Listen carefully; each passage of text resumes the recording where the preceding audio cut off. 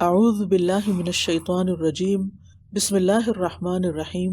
اللہ سبحانہ تعالیٰ کا ایک خوبصورت نام القدوس ہے، جس کا مادہ قاف دال سین ہے۔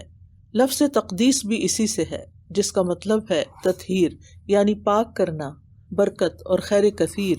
قرآن مجید میں اللہ تعالیٰ کے اس نام کا ذکر 2 مرتبہ آیا ہے، اور دونوں مرتبہ یہ نام اللہ سبحانہ تعالیٰ کے ایک اور نام الملک کے ساتھ مل کر آیا ہے، یعنی وہی حقیقی بادشاہ اور تمام اختیارات کا مالک ہے، اور وہی نہایت پاکیزہ اور پاکیزگی بخشنے والا بھی ہے۔ هو الله الذي لا إله إلا هو الملك القدوس السلام المؤمن المهيمن العزيز الجبار المتكبر سبحان الله عما يشركون هو الله الخالق البارئ المصور له الأسماء الحسنى يسبح له ما في السماوات والأرض وَهُوَ الْعَزِيزُ الْحَكِيمُ۔ وہی اللہ ہے کہ اس کے سوا کوئی معبود نہیں، وہ بادشاہ، پاکیزہ، سلامتی والا، امن دینے والا، نگہبان، غالب، زبردست، بڑی عظمت والا ہے۔ اللہ پاک ہے اس سے جو اس کے شریک ٹھہراتے ہیں۔ وہی اللہ ہے پیدا کرنے والا، ٹھیک ٹھیک بنانے والا، صورت دینے والا، اس کے اچھے اچھے نام ہیں۔ سب چیزیں اسی کی تسبیح کرتی ہیں جو آسمانوں اور زمین میں ہے، اور وہی زبردست حکمت والا ہے۔ اللہ سبحانہ تعالیٰ اپنی ذات، صفات، اقوال اور افعال میں پاک ہے۔ وہ پاک ہے ہر نقص سے، ہر عیب سے، ہر خطا سے۔ کسی پر ظلم کرنا بہت بڑا عیب ہے، اور اللہ تعالیٰ اس عیب سے بھی پاک ہے۔ إِنَّ اللَّهَ لَا يَظْلِمُ النَّاسَ شَيْئًا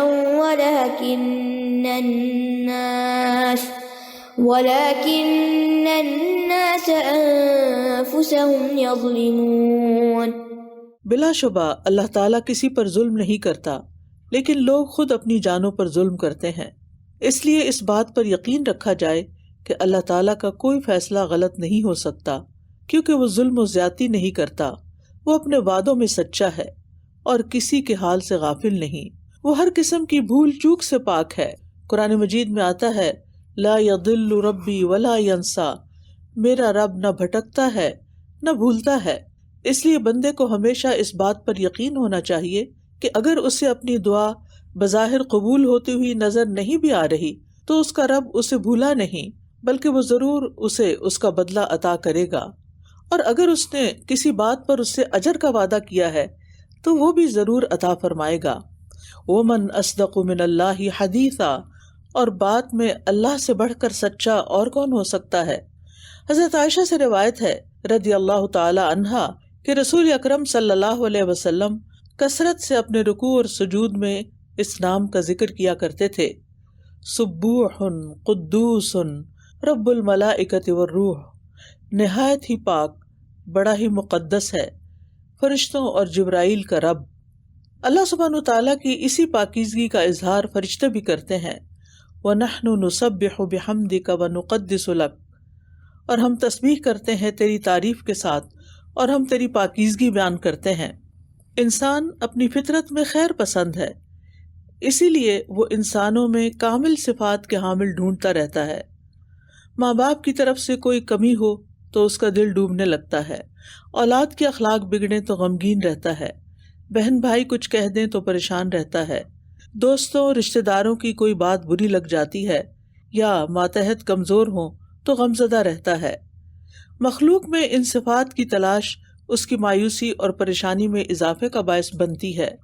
نتیجتاً وہ اکثر اپنے جیسے انسانوں کی ہی بات نہیں مانتا، یا تو دوسرے کی بات کو بالکل مسترد کر دیتا ہے، یا اسے یقین ہی نہیں ہوتا کہ کوئی اس کے فائدے کی بات بھی کر سکتا ہے، یا بتانے والے کے علم کے بارے میں شک کا شکار رہتا ہے، یا پھر بتانے والے کی نیت پر شک کرتا ہے۔